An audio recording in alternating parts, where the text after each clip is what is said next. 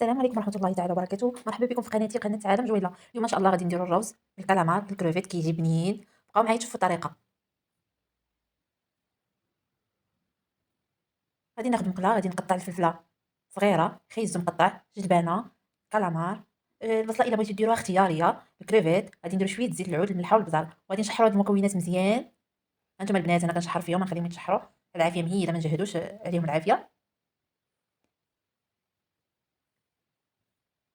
من بعد ما تشحروا ليا مزيان وطلقت هذيك الخضره هذيك الماء ديالها، غادي نزيدو هنا الروز اللي عندنا ديجا مرطب من قبل، غادي نصفيوه مزيان ونزيدو عليه المكونات.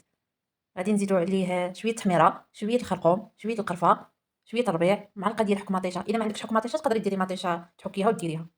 صافي غادي نزيدو الماء هنايا ونقصوا العافيه ونخليوه يطيب على عافيه مهيله، ونديرو واحد المعلقه ديال الزيت العود من الفوق ونخليوه يطيب على خاطر.